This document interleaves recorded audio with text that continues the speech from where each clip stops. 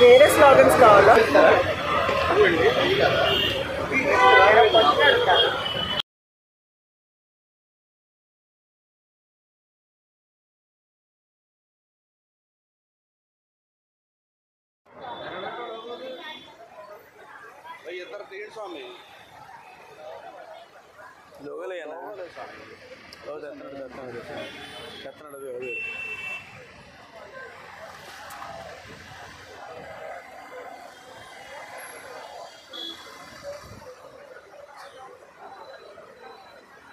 జరిగిన అత్యాచార సంఘటనను ఖండిస్తూ ఈరోజు దేశవ్యాప్తంగా ఐఎంఏ ఇచ్చిన బంధుకాలను ఆచరించి రాజమండ్రిలో కూడా హాస్పిటల్స్లో ఓపీ సర్వీసెస్ అన్నీ బంద్ చేయడం జరిగింది. ఎమర్జెన్సీ సర్వీసెస్ యథావిధిగా కొనసాగుతున్నాయి. ఆ అత్యాచారాన్ని నిరసిస్తూ ఈరోజు ఈ ధర్నా కార్యక్రమం చేపట్టడం జరిగింది. యాక్చువల్గా హత్య చేసిన వాళ్ళని వెంటనే అరెస్ట్ చేయాలి, కఠినంగా శిక్షించాలి. అది కాక డాక్టర్లపై జరుగుతున్న దాడులను నిరోధించే చట్టాలని మరింత కఠినతరం చేసి డాక్టర్ కమ్యూనిటీకి రక్షణ కల్పించాలి అని మేము గవర్నమెంట్ డిమాండ్ చేస్తాం. ఐఎంఏ పరిధిలో రాజమండ్రి పరిధిలో చూస్తే 40-20 మంది కానీ ఎక్కువ మంది లేరు. ఏంటి అంటే మీరు పొద్దున్నుంచి చాలామంది ఉన్నాం. రాత్రి ర్యాలీ 1000 మందితో జరిగింది. రాత్రి ర్యాలీ అయ్యాక ఇవాళ బంద్ కార్యక్రమం మేము మామూలుగా నిరసన దీక్ష చేస్తున్నాం. చాలామంది ఊళ్ళో ఉంటారు. ప్రజల నుంచి మీకు మద్దతు ఉందా? ఎందుకనకే చాలామంది పీడిఎస్యు, ఏబీవీపీ, ఏఎస్ఎఫ్ యూనియన్ నాయకులు రోటరీ మన పనిచేసే చోట సేఫ్ జోన్స్ క్రియేట్ చేయమని, రెండవది గవర్నమెంట్ హాస్పిటల్స్లో నైట్ డ్యూటీ చేస్తున్నప్పుడు పోలీస్ రక్షణ కల్పించమని డాక్టర్లకి కేంద్ర రాష్ట్ర ప్రభుత్వాలు చట్టాలను కఠినతరం చేయండి, రక్షణ కలిగించడానికి కోరుతున్నాం. అంతే. ప్రొటెస్ట్ చేస్తున్నామని కాదండి. నిర్భయ అయింది, దాని తర్వాత దిశ అయింది, దాని తర్వాత ఇది. బట్ ఎన్నో వీటికి మేము గొడవ చేస్తున్నాం, కానీ ఎన్నో జరుగుతున్నాయి. ఇదంతా ఎప్పుడు ఆగుతుంది అంటే అత్యాచారం కేసులకి, రేప్ కేసులకి, రేపిస్టులకి ఎంత కఠినంగా శిక్ష విధించగలరో అంత కఠినంగా శిక్ష విధించాలి. పబ్లిక్గా వాళ్ళని పనిష్ చేయాలి. అప్పుడు ప్రతి మనిషిలో ఒక భయం పుడుతుంది కదా. ఆ భయం ఇంకొక ఆడదాన్ని ఏమోస్ట్ మా డిమాండ్ అది.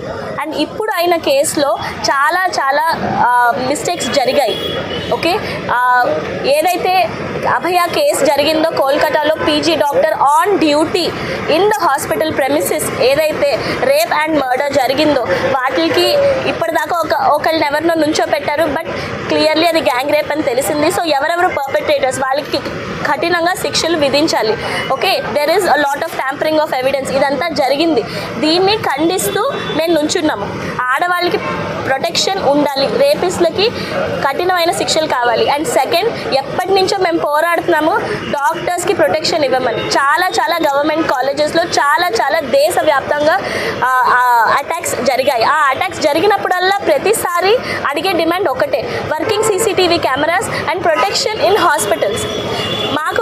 మేము ప్రజాసేవ మమ్మల్ని మా జాబ్స్ చేయనివ్వండి ప్రశాంతంగా. మేము హాస్పిటల్కి వెళ్ళినప్పుడు ఓన్లీ పేషెంట్లు తప్ప మా ప్రాణాల గురించి భయపడేటట్టు ప్లీజ్ సిచ్యువేషన్స్ తీసుకురాకండి. అది ఆడవాళ్ళకే కాదు అందరికీ కూడా చాలా ఇంపార్టెంట్ అనేది. దానికి సెంట్రల్ ప్రొటెక్షన్ యాక్ట్ అనేది ఒకటి ప్రామిస్ చేశారు. దాన్ని ఇంకా కఠినంగా చేయాలి. హాస్పిటల్ అనేది ఒక సేఫ్ జోన్. డాక్టర్స్ ఎవరైతే ఆన్ డ్యూటీ ఉన్నారో వాళ్ళ మీదకి మాబ్స్ కానీ రావడము, అటాక్స్ చేయడము అది చాలా కామన్ అయిపోయింది. ఫస్ట్ అండ్ ఫార్మోస్ట్ మన ఆలోచన విధానం మారాలి. ఎలాగైతే మనము ఆడవాళ్ళకి రెస్పెక్ట్ అంటున్నామో, మేము అందరు డాక్టర్స్ ఏ ప్రొఫెషన్లో అయినా మిస్టేక్స్ ఉంటాయి, కానీ అలా అని చెప్పి ఎవరిని కూడా ఇంతలా అటాక్ చేయట్లేదు. ఇంతమంది డాక్టర్స్ ఈరోజు వచ్చారు. నిన్న 1000 మందికి పైగా ప్రొటెస్ట్కి వచ్చారు. పారామెడికల్ స్టాఫ్, నర్సింగ్ స్టాఫ్ అందరూ వచ్చారు. Because we are all vulnerable. మేము ఏ టైంలోనో హాస్పిటల్లో మీకు దొరుకుతాం. దట్ డజంట్ మీన్ మేము వీక్గా ఉన్నామని కాదు. మేము మా ఫ్యామిలీస్ని వదిలేసి మేము అక్కడ ఉన్నది మేము ప్రజాసేవ చేయడానికి మేము అనుకుంటున్నాము. మాకు ప్రొటెక్షన్ కావాలి. గత ప్రభుత్వంలో కానీ ఇప్పుడు దాడులు జరుగుతూనే ఉన్నాయి. దీనిపై మీరు ఏమంటారు? ఈరోజు ప్రొటెస్ట్ చేయడం వల్ల కొంతమంది పబ్లిక్ ఇబ్బంది పడుతున్నారు, ఓపీడీ సర్వీసెస్ లేవు అని చెప్పి. అయితే ప్రొటెస్ట్ మేము సైలెంట్గా చేస్తున్నాము. ఎమర్జెన్సీస్ అనేవి ఎక్కడ ఆపలేదు, ఓపీఏ ఆపాము. నిజంగా ఎవరన్నా ఇబ్బందిలో ఉంటే మా డాక్టర్స్ ఎప్పుడూ కూడా వెనకాడము. మేము డాక్టర్ అన్న ట్యాగ్ ఉంది, మేము డాక్టర్స్మే కాదన్ను, కానీ మేము మీలాగా నార్మల్ హ్యూమన్ బీయింగ్సే. మాకు లైఫ్స్ ఉంటాయి, మాకు ఒక జీవితాలు ఉంటాయి. అలాంటి జీవితాలని పనంగా పెట్టి మేము వర్క్ చేస్తున్నప్పుడు సెక్యూరిటీ అనేది లేకపోతే ఎంత కష్టం ఆ పని చేయడం అనేది ప్రజలందరూ కూడా తెలుసుకోవాలి. కష్టం వస్తే 10 మంది నుంచునేటట్టు ఉండాలి. ఈ రోజున ఐఎంఏ ప్రొటెస్ట్ చేస్తున్న దానికి ఒక అమ్మాయికి అన్యాయం జరుగుతుందని చేస్తున్నాం. ఒక డాక్టర్కో లేకపోతే ఏదో ఒక ప్రొఫెషన్కి లింక్ చేసి కాదు, దాన్ని అర్థం చేసుకుని మేము అందరినీ అర్జించకుండా మాకు ప్రొటెస్ట్లో సహకరించండి అని అనకుండా ప్రజలందరూ ముందుకు రావాలి. ఇలాంటి ఒక మానవతా దృక్పథంతో ముందుకు రావాలి, కానీ విభజించుకుని డాక్టర్లు లాయరో ఏదో ప్రొఫెషనో ఇలాగా అని చెప్పేది ఉండకూడదు. సో ఈ ప్రొటెస్ట్ని సైలెంట్గా చేస్తున్న దానికి ప్రజలందరూ కూడా మద్దతు కల్పించి సహకరిస్తారని ఈ చట్టాలు ఇంకా ఏమైనా పటిష్టం చేయాలంటారు? డెఫినెట్గా అండి. ఇలాంటి క్రైమ్స్ జరిగినప్పుడు జస్టిస్ ఎంత లేట్గా అవుతుందో ఇట్ ఈస్ లైక్ చెప్పండి, జరిగిన విషయం మీరు ఖండిస్తున్నారా లేదా? ఇది చాలా హేయమైన చర్య. ఎంతో మెరిట్ తోటి డాక్టర్ అభయ అని డాక్టర్ కోల్కతాలో మెడికల్ కాలేజ్లో తను అమ్మాయి ఒక సెకండ్ ఇయర్ పోస్ట్ గ్రాడ్యుయేట్, ఇంకో 10 నెలల్లో తన పీజీ కూడా ఫినిష్ చేయబోతుంది. ఎంతో మెరిట్గా వాళ్ళ తల్లిదండ్రులు ఎన్నో కళలు కన్నారు, ఆ అమ్మాయి ఎన్నో కళలు కంది. నీట్లో ఒక చాలా మిడిల్ క్లాస్ ఫ్యామిలీ నుంచి వచ్చి చాలా మంచి మెరిట్లో వచ్చింది, సీట్ సాధించింది. అలాగే మంచి పోస్ట్ గ్రాడ్యుయేషన్ సీట్ కూడా సాధించింది. అలాగా తన జీవితం వెళ్తున్న తరుణంలో 36 అవర్స్ డ్యూటీ, మా డ్యూటీస్ చాలా హెక్టిక్గా ఉంటాయండి ఎక్కడైనా.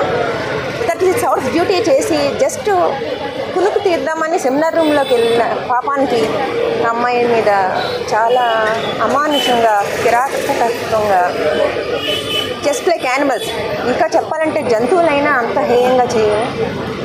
మానవ మృగాలు, ఒక డ్రగ్ ఇన్ఫ్లుయెన్సా ఏంటన్నది అవన్నీ బయటపడాలి. వీళ్ళందరూ కలిపి అమ్మాయిని రేప్ చేసి చంపారు. ఇది ఒక డాక్టర్కి జరిగిన ఇన్సిడెంట్గా మేమందరూ ఖండించడం లేదు. ఈ సమాజంలో ప్రతిరోజు ఒక స్కూల్కి వెళ్ళి అందరికీ పిల్లలు ఉంటారు, సిస్టర్స్ ఉంటారు, చెల్లెళ్ళు ఉంటారు, అక్కలు ఉంటారు, మీ ఫ్యామిలీస్లో మదర్స్, నైబర్స్, ఫ్రెండ్స్, ఎవరికైనా కానీ సేఫ్టీ లేని సొసైటీలో ఎక్కడో దిక్కున స్టార్ట్ అవ్వాలి. సేఫ్టీ అన్నది చాలా ఇంపార్టెంట్. ఒక సేఫ్టీ లేకపోతే చదువుకునే పిల్లల్ని రోజు స్కూల్కి పంపలేరు, కాలేజీకి పంపలేరు. ఒక 30 సంవత్సరాల క్రితం అడుగు తీసి వేరే ఊరు పంపించేవారు కాదు ఆడపిల్లల్ని చదివించడానికి. ఈ రోజున అందరూ ధైర్యం చేసి పంపిస్తున్నారు. ఈ తరుణంలో ఒక్కసారిగా స్త్రీలందరినీ ఒక 50 సంవత్సరాలు వెనక్కి పడేసినట్టు అయిపోయింది. సమాజం ఇటువంటి ఇన్సిడెంట్స్ మూలన వెనక్కి వెళ్తుంది. దీన్ని అందరూ తీవ్రంగా ఖండించాలి. దీనికి మీడియా సహకారం మాకు ఎంతైనా చాలా ముఖ్యం. దీన్ని ప్రజల అవేర్నెస్ ఎక్కడో కలకత్తాలో జరిగింది, మనకేంటి అనుకోకుండా మీరందరూ అవేర్నెస్ తీసుకురావాలి అని నేను కోరుకుంటున్నాను మనస్ఫూర్తిగా.